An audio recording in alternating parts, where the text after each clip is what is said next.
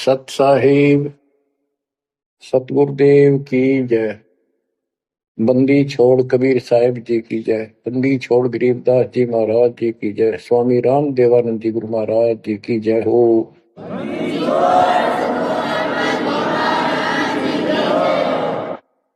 सर्व संतों की जय, सर्व भक्तों की जय, धर्मी पुरुषों की जय।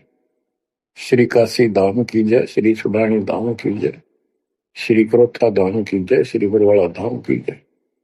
सत साहिब परम पिता परमात्मा कबीर जी की असीम रजा से,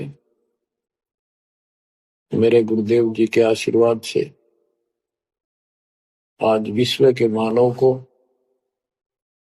अपने निज घर का ज्ञान हुआ। सब सदग्रंथों का सार परमात्मा के द्वारा बताया अध्यात्म ज्ञान प्राप्त हुआ और ये जन्म और मरण प्रत्येक देशवर की योनियों में, शरीरों में दुर्गति क्यों हो रही है, इसका ज्ञान हुआ। और आपको ये भी ज्ञान हुआ हमारा भगवान कौन है। आपको ये भी जानकारी हुई कि यहां से छुटकारा होगा कैसे। ये सब ज्ञान सतगुरु से होता है। तो दास जब भी मालिक को याद करता है तो अपने गुरु जी के एक एक वचन जो मुख्य तौर पर सुनाए गए थे तुरंत आत्मा में लगते हैं जाके और उनकी विशेष याद बनती है और कबीर जी की ये बातें याद आती है। अमरवाणी कबीर सतगुरु के उपदेश का लाया एक विचार, जय सतगुरु मिलते नहीं जाते नरक द्वार। नरक द्वार में दूत सब करते खिंचातान, उनसे कबू नहीं छूटता फिर फिरता चारों खानी। कबीर चार खनी में भरमता कबहू न लगता पार। सौ फेरा सब मिट गया मेरे सतगुरु के उपकार। जय जय सतगुरु मेरे की, जय जय सतगुरु मेरे की। सदा साहिबी सुख से बसियो अमरपुरी के डेरे। गुरुदेव की जब ये उपकार याद आता है उसके प्रति अनायास ही अपने आप उसकी जय जयकार करने को आत्मा पुकार उठती है। बच्चों, ये जो ज्ञान दास सुना रहा है सब सदग्रंथों शास्त्रों से प्रमाणित है और खुद परमात्मा स्वयं परमेश्वर नाम है ये हमें ज्ञान बताया और फिर अपने बच्चों को ऊपर लेके गए, फिर नीचे छोड़ा। उन्होंने दिल खोल कर सच्चाई बताई, अपने समर्थ की जानकारी दी। उस घर का सुख और यहाँ के नरक का कष्ट याद दिलाया जो सत्य है। आज कोई सुखी नहीं धरती पर। इस बात को आप आसानी से समझ लेना। कबीर साहब कहते झूठे सुख को सुख है मान रहा मनमोद। एक छोटा सा गुजारा हो गया, अफसर बढ़ गया, नौकरी लग गई, कार होगी, कोठी होगी, माचा माचा करे। कल को मृत्यु के बाद वही कुत्ता बनकर उस कोठी के बाहर बैठेगा, कोई टूक नहीं डालेगा। ये कष्ट याद रखो जब ये भक्ति बनेगी। वैसे भक्ति हो ही नहीं सकती क्योंकि मनुष्य जीवन के अंदर इतनी राहत मालिक देता है, उसको वो सुविधा खूब मिलती है। जैसे बच्चे स्कूल जाते हैं, पढ़ाई करते हैं, तो माता पिता उनको पूरी सुविधा देते हैं, अपनी स्थिति से बढ़कर, अपनी औकात से भी ज्यादा उन बच्चों पर खर्च करते हैं। और वो बच्चे पढ़ाई ना करके उन पैसों का दुरुपयोग करते हैं, उस समय का दुरुपयोग करते हैं कि तो बकवाद करें, फिल्म देखें या खेल में बढ़े रहे, तो अंत में वो फेल होकर के मजदूर लगते हैं। दास हरियाणा की इरिगेशन डिपार्टमेंट के अंदर सिंचाई विभाग में जूनियर इंजीनियर की पोस्ट पे था, तो वहां काम चल रहा था, हम खड़े थे, मजदूर भी थे, हमारा माइनर इरिगेशन का काम था। एक रोड का निर्माण हो रहा था, वहीं पर रोड के निर्माण पर मजदूर वहीं थे। हमारा भी काम उनके पुल बनाकर पार करना था, उस सड़क को निकाल के, वहीं खड़े थे। उनका एक्शन आया और फिर वो चला गया अपना देख दाख के।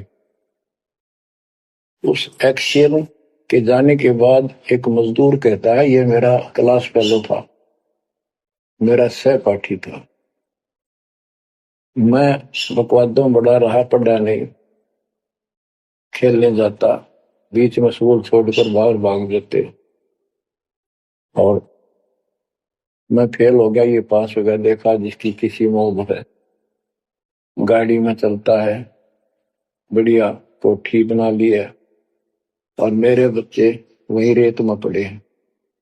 यूं कहते उसकी आंखों में पानी आ। कबीर साहब कहते, आज 6 दिन पाछे गए, गुरु से किया ना हित, अब पछतावा के करे, चिड़िया चुगी खेत।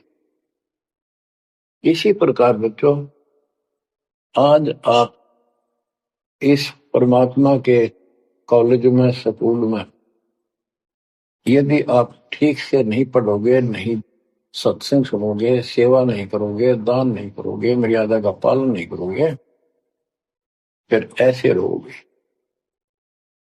कबीर साहब कहते हैं, खिड़की दे दे रोवेगी सुरता, जब तू चल लेगी अकेली। हे आत्मा, जिस परिवार को और जिस ठाठ बाट को, जिस राज को, जिस पद को देख कर आज जो भगवान याद में आता नालायक, यो तेरे साथ नहीं जाएगा। जिस दिन यम के दूध घसीट के ले जाएगी, टक्कर मारेगी इधर उधर, डड्डा होगी बुरी तरह तरीको नहीं सुनेगी। खिड़की दे दे रोएगी सुरता, जब तू चल लेगी अकेली। आंख खोल दे। बच्चों, ये साफ बातें हैं, कति स्पष्ट है, 100% सत्य है, 200%, 1000% सत्य है, पर यह आत्मा क्यों ना मानती, यो मन ना मानने देता, तो यो मनाना पड़ेगा। अब इसका तरीका यही है, सत्संग सुनो, मनन किया करो, थोड़ी देर बैठ कर सोचा करो। यो नहीं बस सत्संग सुन रहे, बस बंद हुआ फटाफट बातें, वो करूंगा वो करूंगा, कर तो सारा लो, उसके अंदर भी परमात्मा मदद करेगा, तुम्हें लाभ मिलेगा ना। कति सिर पटक लियो, कोई राहत नहीं मिलेगी। अगर यूं सेठ बनते हो तो सारे बन जाते, सारे बाजे बाजे, फिर पल्ला कुछ भी को नहीं। बच्चों, आंख खोल लो बस। मैं तो आखिरी सांस तक ये बोलूंगा, क्योंकि मेरे अंदर तो ये फीड कर दिया मेरे दाता ने, मेरा कर्तव्य बना दिया। मैं अपने कर्तव्य पर उनको बोलूं नहीं। आगे आपकी किस्मत, आपके कर्म, आप कितना इसके ऊपर खरे उतरोगे, कितना इसको फॉलो करोगे। गिरी न्योली नाद सुभान गति, लड़े भुजंग हमेश, जड़ी जान नाम जगदीश है, विष नहीं व्यापै शेष।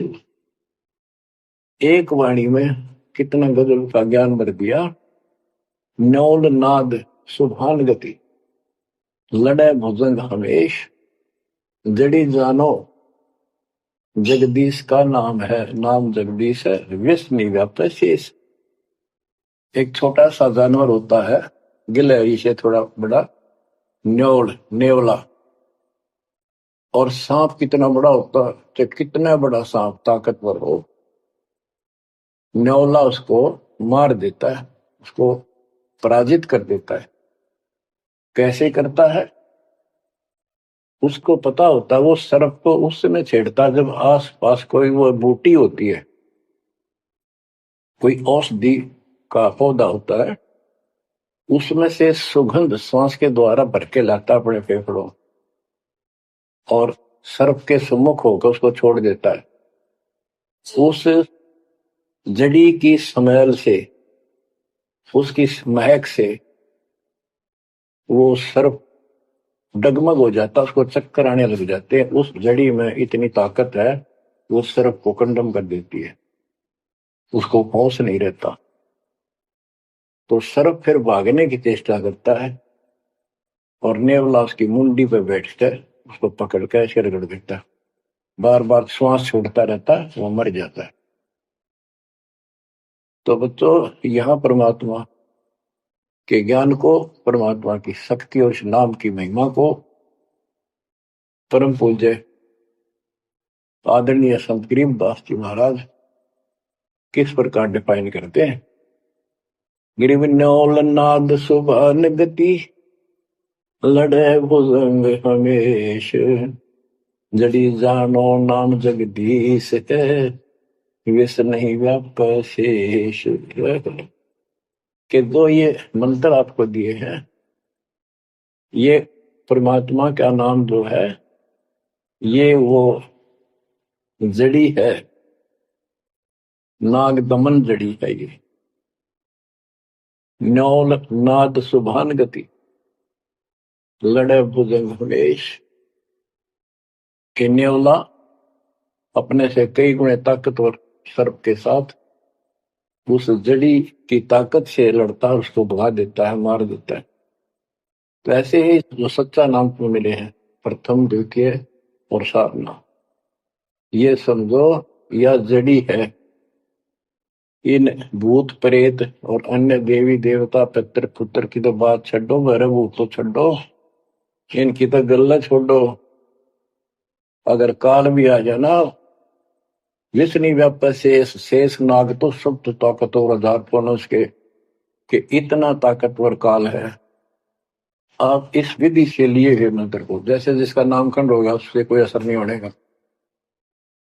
मर्यादित भगत बेटा या बेटी, और कोई भी आपत्ति आती है, यम के दूत कोई कष्ट देना चाहते हैं, एक बार सिमरन करो इस सब नाम का। कहते विष नहीं व्याप से इस काल भी मुरझा जाएगा, केरी नाम कबीर है, विषम काल गजराज, दादू भजन प्रताप से सुनकर बाजेगा आज। तो बच्चों, इन बातों को ध्यान से याद रखो। आप इतने सुरक्षित हो गए हो, जैसे हाथी पर बैठा दिया जाए तो कुत्ता उसको कोई हानि नहीं कर सकता। तो हाथी के असवार को स्वान काल नहीं खाए, हाथी पर बैठा आप हो, आप परमात्मा की शरण में आ गए तो इतने सुरक्षित हो गए, उसकी रेंज से, पहुंच से इतनी दूर हो गए काल से, जैसे कुत्ता हाथी पर बैठे व्यक्ति को कोई हानि नहीं कर सकता। उसके लिए आपने तन मन शीस ईस अपने पे, तन मन शीस ईस अपने पे, पलम चोट चढ़ावे जब कोई, राम भगत गति पावे हो। जब कोई राम भगत गति पावे हो जी, लोक लाज मर्याद जगत की, तरण ज्यों तोड़ बगावे। अष्ट सिद्धि की अटक न माने, आगे कदम बढ़ावे। जब कोई राम भगत गति पावे तो जी, जब कोई राम भगत गति पावे तो। बच्चों, ये सारे फार्मूले लाने पड़ेंगे, जब यह प्रॉब्लम सोल्व होगी जन्म और मरण की। आप क्या बताते हैं? गरीब हंस गवन करते नहीं, मान सरोवर छाड़, कौवे उड़ उड़ जाते हैं, खाते मांसाहार। गिरव मान सरोवर मुक्ति फल, मुक्ता हल के ढेर, कौआ आसन नाम दे भूमि दीन सुमेर। गरीब कौआ रूपी भेख है, ना प्रतीत यकीन, 68 का फल मेट कर बहे दीन वे दीन। गरीब हंस दशा तो साध है, सरोवर है सत्संग, मुक्ता हलवाणी चुबे चढ़त नवेला रंग। और देख कितनी अच्छी व्याख्या की है संत गरीबदास जी ने, कमाल कर दिया। गरीब अंश गवन करते नहीं, मान सरोवर छाड़, कौवे उड़ उड़ जाते हैं, खाते मांसाहार। फिर बताया है, गरीब हंस दशा तो साधु है, सरोवर है सत्संग, मुक्ता हलवाणी चुबे चढ़त नवेला रंग। कि जैसे हंस गमन करते नहीं, मान सरोवर छोड़। हंस एक पक्षी होता है, हंस उससे तुलना की है सदे हुए भगत, निर्विकार भगत, सच्चे भगत की। कि जैसे हंस एक पक्षी होता है, सरोवर के ऊपर, तालाब के ऊपर होता है जिसमें मोती होते हैं, और वहीं पर मुगला होता है, उसी जैसी सेम शक्ल होती है, उनकी पहचान नहीं कर सकते। उनकी पहचान इसी से होती है, जो मोती खाता है वो तो हंस, और मच्छी खाता है वो है बुगला। दोनों की सेम आकार शरीर का, ऐसी ही कलर सफेद होता है। और कौवे भी वही होते हैं, मांस मच्छी खाते हैं। हंस वो होता है जो भूखा मर जाएगा, पर मच्छी मांस मेंढकी नहीं खाएगा, मेंढक नहीं खाएगा। इसी प्रकार भगत वो होता है अपने धर्म कर्म पर रहेगा, बकवाद नहीं करेगा, चाहे कुछ भी हो। तो हंस गमन करते नहीं, मान सरोवर छाड़। सरोवर तो सत्संग है, इस सत्संग को सरोवर मानो, तालाब, टैंक, और भगत हंस है, ये इसको छोड़कर जाते नहीं, यानी परमात्मा की भक्ति त्यागते नहीं। और कौवे उड़ उड़ जाते हैं, जो कौवे जैसे विचारों के स्वभाव के व्यक्ति होते हैं, वो बकवाद करने बिना टिके नहीं। उनको कितनी सुविधा मिल जाए आश्रम में, वो अपने गंदे कर्म बिना टिक नहीं सकते, उनका स्वभाव इतना बिगड़ गया। तो यहाँ कहते हैं, गरीब हंस गवन करते नहीं, मान सरोवर छोड़े, कौवे उड़ उड़ जाते हैं, खाते मांसाहार। यानी बकवाद, विकारी लोग सत्संग में नहीं टिकते, छोड़कर चले जाते सत्संग। और हंस दशा तो साधु है, भगत है सच्चे, और सरोवर है सत्संग, मुक्ता हल वाणी चुबे। ये अमृत वाणी रूपी मोती खाते हैं, फिर चलत नवेला रह गए। इस ज्ञान को सुनकर आत्मा में और कसक पैदा होती है, तड़प पैदा होती है भगवान की तरफ, और ज्यादा लगन लगती है। मुक्ता हल वाणी चुगे, ये मुक्त होने की मोती रूपी वाणी चुगते हैं, खाते हैं, सुनते हैं, आत्मा का आहार है। फिर चढ़त नवेला रंग, और अजब गजब आत्मा के अंदर इसका असर होता है, प्रभाव पड़ता है। फिर वो बताते हैं, गरीब कोट वर्ष करे, संगत साधों की, पत्थर का जल में क्या भीजे, चंदन बन में रंग लागे, एक बांस बेटन भी ना सीधे। गरीबदास जी कितना प्यारी व्याख्या करते हैं कि कोटि वर्ष करे संगत संतों की, सतगुरु की, पत्थर का जल में के भीजे। पत्थर को पानी में डाल दो, कितने में? और तो 100 वर्ष के बाद निकाल लो, उसका कभी असर नहीं। उसको एक दूसरे एक साथ बिठा दो, जब चिंगारी पाटेगी, जबकि पानी से तो सब नरम हो जाते हैं। इसी प्रकार बताया है कि जो निकम्मी आत्मा है, पत्थर हो चुके हैं काल के बकवाद कर करके, वो सत्संग में कितने दिन रहो, उनका कभी असर नहीं हो, उन बकवाद करनी ही करनी। गरीब कोट वर्ष करो संगत साधुओं की, पत्थर का जल में क्या बीजे, और चंदन बनना रंग ला दे, एक बांस बिटन भी ना सीधे। चंदन का एक पेड़ होता है, उसमें से समय निकलती, बहुत सुंदर गुड समय। और आसपास के जितने पेड़ उसके पास होते हैं, उनमें भी उसकी स्मेल से उनमें भी स्मेल आनी शुरू हो जाती है। अगर उसको काट दिया जाता है दूसरे वृक्ष को, उसकी लकड़ी कहीं ले जाते हैं बाहर, तो उसमें स्मेल आती है, लोग चंदन समझते हैं। और कुछ नकली व्यापारी उनको चंदन के रूप में बेचते भी हैं। कहने का भाव ये है कि सतगुरु के पास रहने से, सत्संग सुनने से अच्छी आत्माओं का तो असर पक्का होगा। लेकिन बांस बिटम भी ना सीधे। बांस का जो होता है पेड़, एक जैसा बांस देखा आपने, ये पेड़ होता है इसका, लंबे लंबे होते हैं, इस पे चंदन का कोई असर नहीं होता। तो जो बांस जैसे कट्टर इंसान है, जिनकी आत्मा गिर चुकी है, मर चुकी है, उन पर इनका असर नहीं होता।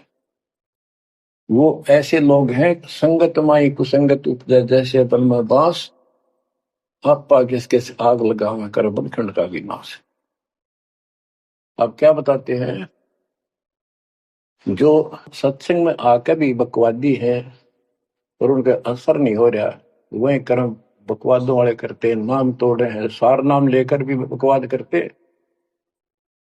कई भक्त हैं, लिखे ऐसे हैं जैसे बहुत बड़े भगत है, बहुत निकट रहते हैं हमारे, और अंत में उनके कर्म इसे गद्दे पावे, हम सोच भी नहीं सकते। तो ये गलतियां हैं, इनको सुधारना पड़ेगा अपने। भाई और बात तेरे काम न आवे, संतों शरण लाग रे, मुके सोवग पलत में बंदे, जाग जाग नर जाग रे, जाग जाग नर जाग, उठ सवेरे हुक्कावर लिया, उनके जाग्या नर भाग रे, शुक्रम किया ना करी रे बंदगी, फुटे तेरे भाग रे, वो फुटे तेरे भाग रे। इस तन सराय में जीव मुसाफिर, करता रहे दिमाग रे, रात बसेरा कर ले डेरा, चले सवेरा त्याग रे, चले सवेरा त्याग रे। बगैर सच्चे ज्ञान के इंसान सारे जीवन में अपने मनमुखी अटपट कर यूं कर दूंगा, वो कर दूंगा, कोठी बना दूंगा, उसने ऐसे ठग लूंगा, ये ऐसे कमा लूंगा, यहाँ जमीन इतनी सस्ती मिले है, ऐसे कर लूंगा, कर ले। लेकिन भक्ति भी तो साथ कर ले। बरकत तो दाता ने देनी है, कर्म तो ज्यादा मिले नहीं, कितनी कोशिश कर ली। कर्म से अधिक लेना है तो धनी की शरण माना होगा। इस परमात्मा कबीर जी के हाथ में वो कलम है, जो पाप कर्म को काट के शुभ कर्म लिख देता है। आपके भाग में ना है उसको भी लिख देता है, आपके संस्कार ठीक कर देता है। इस तन सराय में जीव मुसाफिर, करता रहे दिमाग रे, रात बसेरा कर ले डेरा, चले सवेरा त्याग रे, चले सवेरा त्याग रे। ये जीवन आपका एक न सोच लो स्वप्न है। और यह नींद जब खुलेगी, मृत्यु होगी जब आंख खुलेंगी, जब यह नींद टूटेगी सवेरा होगा, कुछ ही नहीं पाओगा उस बात। एक भगत बता रहा था, नाम लेने से पहले मैं रिक्शा चलाया करता हूँ, ने कल्पना हुई गाड़ी लूंगा और न खूब टी टी करके चलाया करूंगा।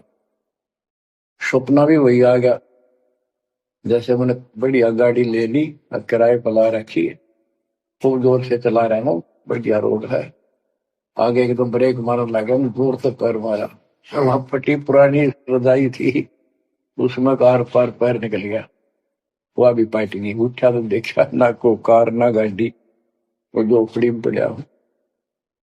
तो बच्चों ये सपना साधा टूट उठ के तो मुंड पकड़ हुआ है। तो ये स्वप्न है जो तुम टी टी करके चल रहे हो, कितने दिन चलोगे।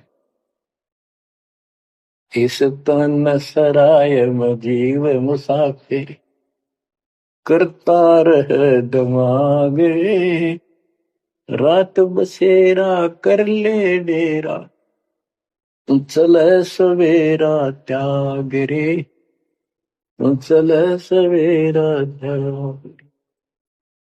तुमता चोला बना न मोड़ना, लगे दाग पे दाग रे, दो दिन की गुजरान जगत में, क्यों जड़े बरानी भाग रे, क्यों जड़े बरानी भाग रे। कुबद का चढ़ी चढ़गी छित पे, तू होया मनुष्य नाग रे। यानी जिसका जितना सामर्थ्य है, जब तक इसको ज्ञान नहीं है, कोई न कोई ऐसा दुख दे रखेगा दूसरे को, ताकतवर है वचन से कैसी गलत बात कह देगा, और निर्बल दुर्बल ऐसा है व्यक्ति की आत्मा रोती रह जाएगी, या किसी को लूट लेगा। बड़ा अफसर है, ऐसी कलम चला देगा, मरो से जीव। कोई अन्यायी जज है, अन्याय कर देगा, मरो से जीव। तो यह कहते हैं, तो बद का चढ़ी चढ़गी चित पे, तू होया मनुष्य नाग रे। आदमी से नाग बढ़ गया, नाग है। जैसे दुर्वासा ने श्राप दे दिया, 56 करोड़ यादव मर गए। चुनो कृषि ने तपस्या करी थी, या खाक तपस्या थी। तो इसे जड़े हुए ढोयर जो आम व्यक्ति है, जो भक्ति नहीं करता, कुछ पद प्राप्त है, कुछ ताकत है गांव में या शहर में या राज का हिस्सा है, उसको कह रहे हैं गरीबदास जी, तो बद का चढ़ी चढ़गी चित पे, तू होया मनुष्य नाग रे, सुध नहीं सजन सुख सागर, बिना प्रेम बैराग रे, बिना प्रेम बैराग रे। हर्षो मरे सो हंस कहावे, कामी क्रोधी काग रे, बहुरा ना भरम इस विष के वन में, चल बेगमपुर बाग रे, चल बेगमपुर बाग रे। शब्द सैन सतगुरु की पहचान, पाया अटल सुहाग रे। शब्द सैन संकेत, शब्द सैन सतगुरु की पहचान, पाया अटल सुहाग रे। नतानंद महबूब गुमानी, प्रगट पूर्ण भाग रे, प्रगट पूर्ण भाग रे। हर्ष उमरा सो हंस कहावे, मर्यादा में रह के जो भक्ति करता है वो हंस कहलाता है।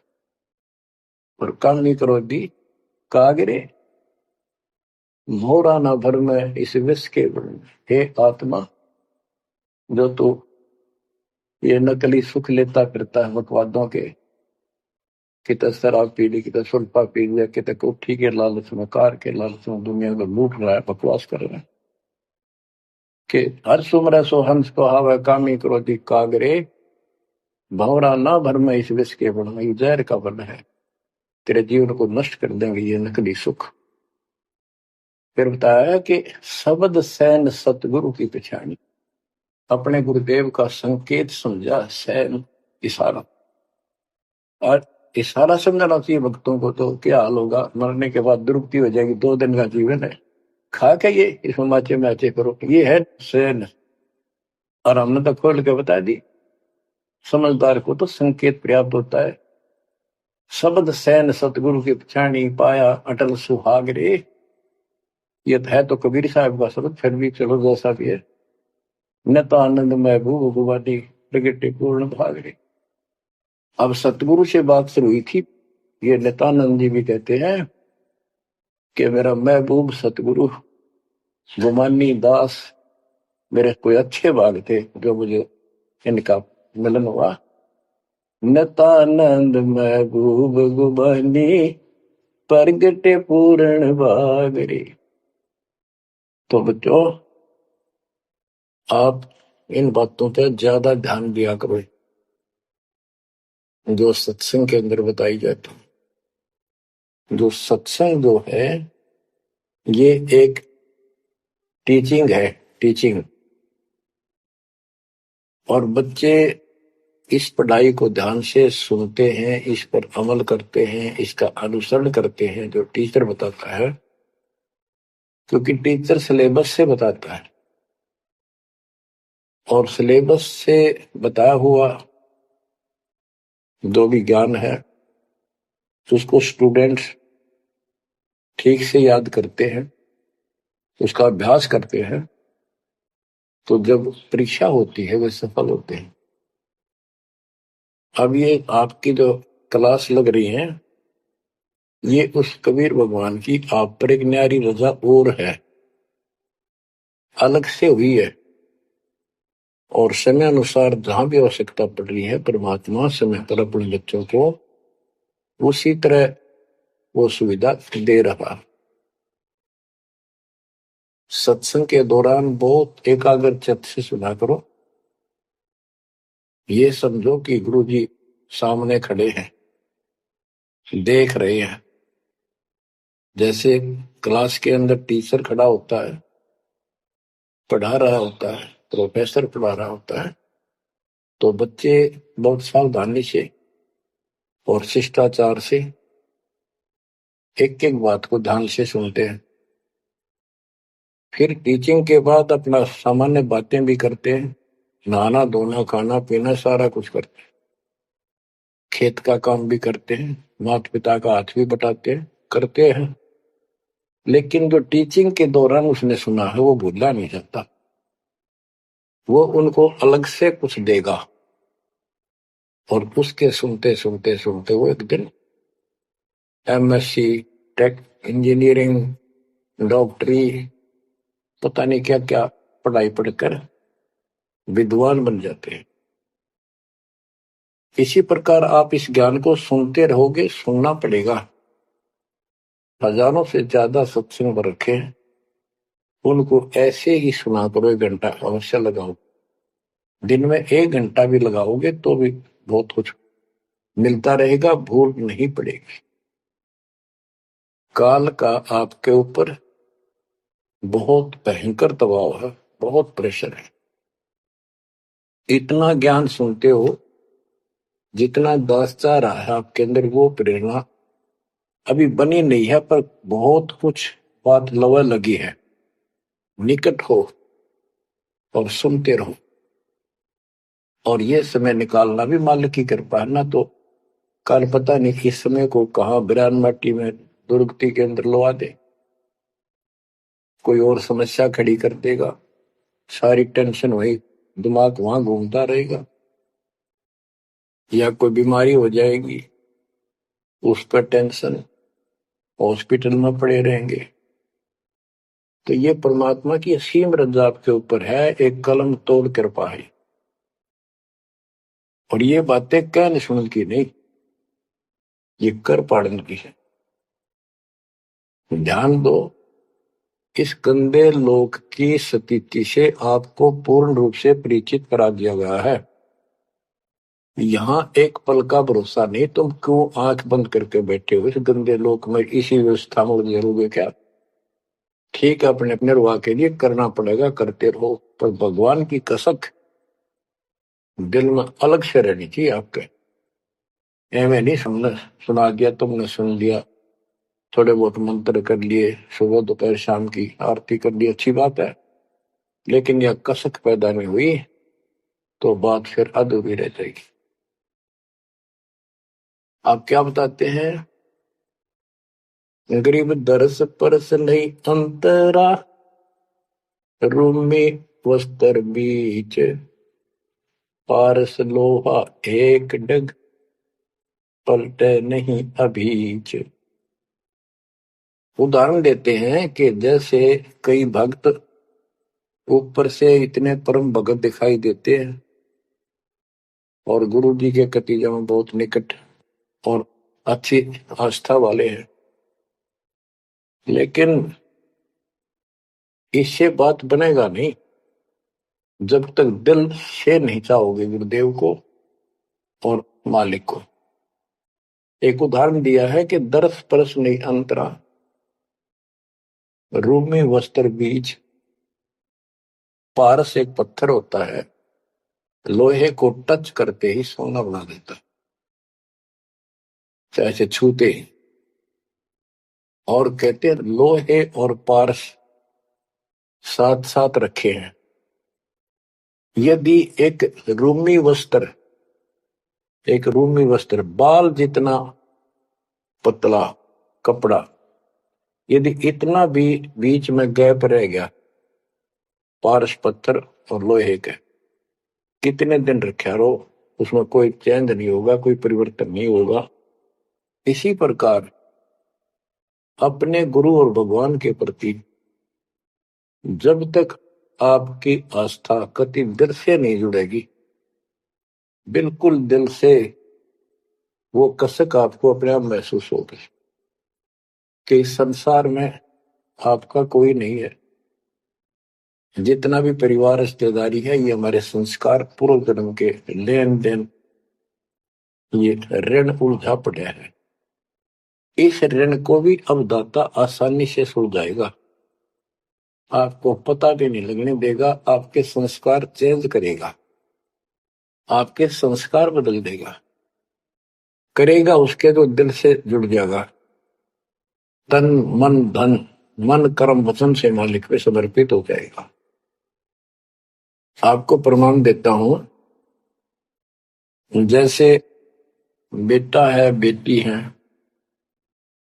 ये हमारे कुछ पिछले संस्कार कोई ऋण है।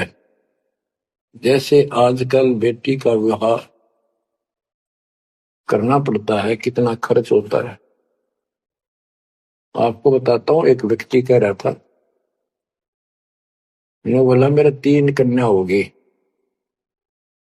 और हमारे यहाँ तो बहुत खर्च करते हैं, ब्याह पता खर्च करें करें 10-20 लाख तो कम से कम है, और फिर लड़की के बालक हुए तो अपने घर बुलाते हैं, माँ के घर, और उसके ऊपर फिर कम से कम 10 लाख रुपए यो खर्चा और होता, यो एक ब्याह और होता हमारे यहाँ। ये ऐसी परंपराएं हमने आप सर पर धर रखी है। और भी दूसरे समाजों में देख लो, बहुत खर्चे होते हैं, और लड़की को हमने अपने आप बोझ बना रखा है। बच्चों, अब परमात्मा ने कैसी कृपा की है, दास ने मालिक का आदेश और गुण अवगुण सारे क्लियर कर दिए कि भाई ऐसा करने से ऐसा हानि, ये करने से ऐसे लाभ। अब जैसे उदाहरण दिया आपको बच्चों का विवाह करने के लिए, श्री देवी पुराण के अंदर लिखा है कि देवी ने अपने तीनों पुत्रों की शादी ऐसे सिंपल वे से की, वचन से। 3 पुत्री उत्पन्न की, 3 वो पुत्र पहले हो रहे थे, वो वचन से पैदा की, वो अपने संसारिक क्रिया से पैदा किए थे, और तीनों को बुला बुला के कह दिया, ले बेटा यह तेरी पत्नी, ये तो उसका पति, जाओ अपना घर बसाओ। ना कोई बराती था, ना कोई बाती था, ना कोई कढ़ाई चढ़ाई, ना बाजे बजाए। ये बाद की बकवाद शुरू कर दी, संस्कार ऐसे जोड़ दिए जाते। तो अब हम इसी तरह कर रहे हैं, और पता नहीं कई हजार बेटियों का विवाह ऐसे सिंपल वे से कर दिया। ये संस्कार बदल गए, ये लेन देन कर्ज मालिक ने कलम से काट दिया। और आप बच्चों ने भी इस बात को एहसास कर लिया कि सचमुच ये व्रत की बकवाद है। एक पवित्र नाते को, बेटी को गौ के साथ धन है बेटी। माँ बाप के रहेगी वहां कमावे, आगे जाएगी वहां उसको ऐसे सारे ताने का रखा कुछ दिन तो, और कभी ना नहीं करती। तो ऐसी पवित्र आत्मा को अपने लेन देन कर्ज के कारण हमने दुश्मन बना रखी थी, पेट में मारने लगे गर्भ के अंदर। अब बेटी बोझ नहीं, परमात्मा की कृपा से तो ये संस्कार बदल गए। ये कलम से काट दिए दाता ने, वो लेन देन खत्म कर दिया आपने। अब हम भक्ति करेंगे। अब भी जो लोग भक्ति नहीं करेंगे, इन बकवादा में रहेंगे, मालिक ने इतने हल्के कर दिए, तो उनको भगवान कैसे पसंद करेगा। तो बच्चों, अब इस समय को संभालो और इस परमात्मा की समर्थता से परिचित हो जाओ। इस गंदे लोक ने अच्छी तरह समझ लो, यहां तुम नहीं रह पाओगे। और एक अंदर कसक बनाए रखो नारी कि ठीक है, जब तक यहाँ है वो परिवार में रल मिलकर रहो, और सब ना अपने मालिक की बातों में ओ जाकर रखो, और गप्पे कम मारो। और गप्पे मारने की बकवाद पे मतलब की है, अपना जब टाइम लगा मालिक की चर्चा शुरू करते। कोई कथा देख ले, कोई वैसे भाई बहन की चर्चा करो, देखो उनका इतना दुख था, मालिक की दया से इतना सुख होगा।